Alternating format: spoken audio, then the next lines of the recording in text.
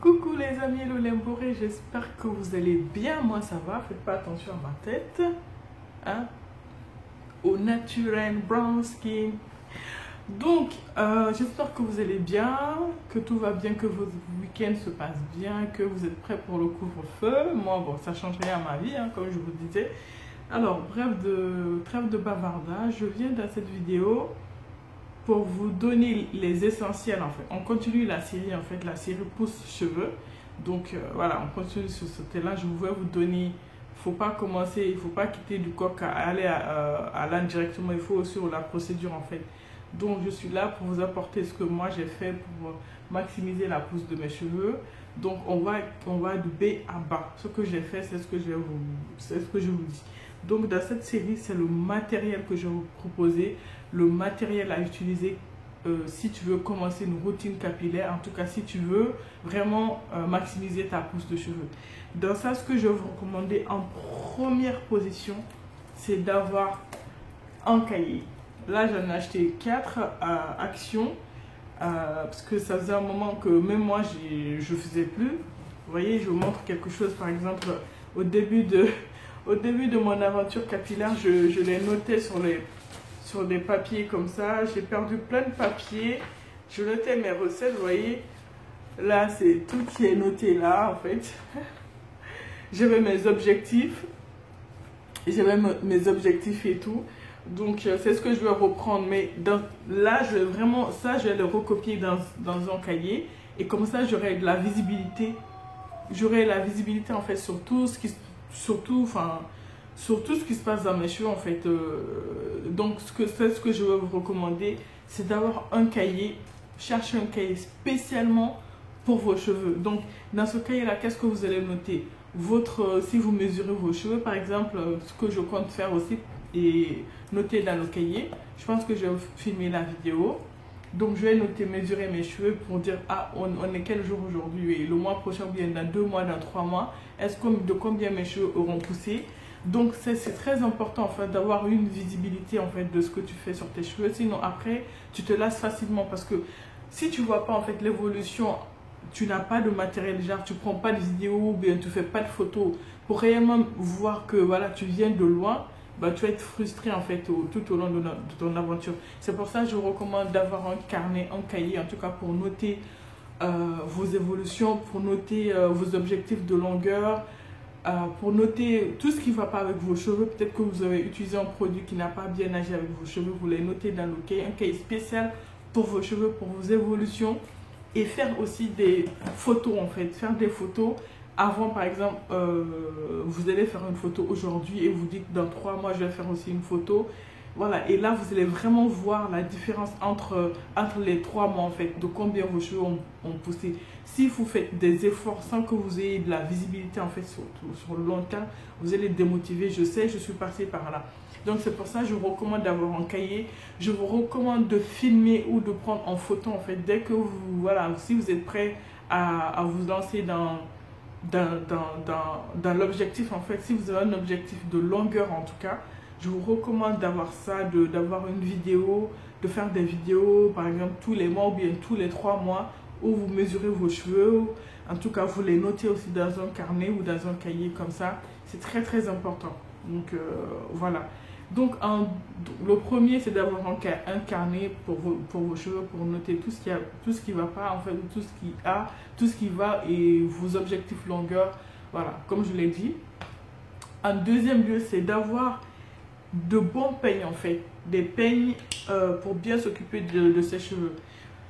Déjà, le premier outil que moi je vous conseille si vous devez démêler vos cheveux, c'est vos doigts. Le démêlage au doigt est très important parce que vous pouvez sentir en fait vos cheveux, vous pouvez sentir si un produit plaît à vos cheveux. En tout cas, si un produit va avec vos cheveux ou pas, vous pouvez sentir.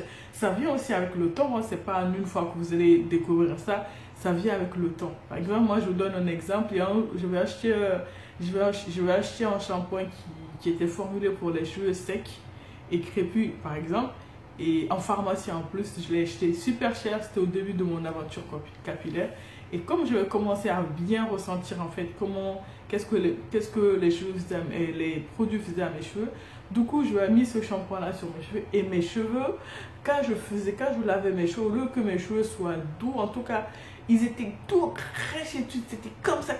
Je sais pas comment vous, en tout cas, vous le ressentez. Je les lavais direct. J'ai lavé le shampoing. Et je sais pas à qui j'ai donné le shampoing, ou je sais pas qu'est-ce que j'en ai fait. Mais c'est un exemple que je vous donne. Donc, d'abord, vos doigts, c'est le meilleur matériel, le meilleur outil pour s'occuper de ses cheveux. Et de temps en temps, moi, ce que je fais, j'utilise le peigne à large dents. Ça, c'est quand je fais des tresses, par exemple, et que je défais mes tresses. Là, j'ai besoin d'un bon déménage. Du coup, j'utilise un peigne à large dents. J'ai mes deux peignes qui sont cassés, l'autre qui s'est cassé. Celui-là aussi, s'est cassé, mais ça, c'est mon fils qui l'a cassé. Bon, voilà. Il faut que je le change. En plus, ça faisait quand même un bon moment que je l'avais. Donc, il faut faire attention, en fait, avant que je l'achète. Vous voyez les petits bouts là. Il faut faire attention à ça quand vous achetez vos peignes. Je ne sais pas si vous voyez le petit truc noir là. Vous faites attention en fait à ça sur le peigne. S'il y a beaucoup de trucs noirs comme ça où vos cheveux peuvent entrer dedans, avant ils n'avaient pas ça. Hein. Je pense que c'est avec le temps que ouais, je les ai abîmés. Hein. Mon peigne il est vieux aussi hein, celui-là. Donc de toute façon j'allais le changer. Vous voyez. Faites attention aux petits trous en fait qu'il y a sur le peigne qui peut accrocher vos cheveux. Donc faites attention à ça. Utilisez uniquement un peigne à large dents. Voilà, donc ça, vous pouvez utiliser un peigne aussi comme ça. Ça, c'est ce que j'utilise dans les cheveux de ma petite princesse. Et puis, vous pouvez utiliser un peigne afro comme ça ou les autres peignes afro. En tout cas, un peigne afro. Et je démêle aussi mes cheveux avec ça. Vu que celui-là, il s'est cassé. En tout cas, je démêle avec les deux. Ça dépend en fait. Je démêle avec les deux. Ça c'est le no way, no way, no way. Il faut juste utiliser ça. Voilà, la queue, ça vous pouvez utiliser pour faire des traits et tout dans vos cheveux. Ou bien juste remonter vos cheveux comme ça de devant. Mais bon, moi j'utilise pour ça le peigne à poil de sanglier. Je ne l'ai pas ramené. Désolé. Je vous montrerai dans une prochaine vidéo. Ça c'est très. Je vous recommande même pas d'utiliser ça pour vos cheveux de devant là parce que les cheveux sont très très fragiles. Mais le peigne, la brosse à poil de sanglier, j'ai oublié de le ramener. Moi, généralement, c'est ce que j'utilise, et même pour les cheveux de mon fils, justement parce que je l'ai mis dans sa chambre. C'est ce que j'utilise aussi dans ses cheveux pour bien, voilà, bien, comment dire, bien faire les cheveux de devant là. Oh là là. Donc voilà, donc ne jamais utiliser ces genres de peignes là pour vous peigner les cheveux. Ça, c'est le no way, never, never. Never, que tu sois défrisé ou naturel, en tout cas jamais de peigne comme ça pour vous démêler les cheveux. Ensuite, donc après le peigne vient le foulard en satin. Ça c'est en soie, ça c'est en satin. Vous pouvez aussi utiliser les foulards qu'on trouve dans les... En tout cas, il faut avoir un foulard pour vous attacher les cheveux, les amis. C'est très, très, très important. Si vous n'attachez pas vos cheveux, même si vous les hydratez, les thés d'oreiller là absorbe en fait l'hydratation dans les cheveux. Et si nos cheveux ne sont pas bien hydratés, ben, c'est la casse assurée. C'est pour ça il faut absolument, quand vous couchez, avoir un foulard pour vous attacher les cheveux. Ou bien, si vous voulez être glamour pour votre chérie, parce que comme on dit, le foulard c'est un tue-amour, vous pouvez acheter des thés d'oreiller en satin et mettre sur votre oreiller, ou bien même faire des thés d'oreiller vous-même en satin.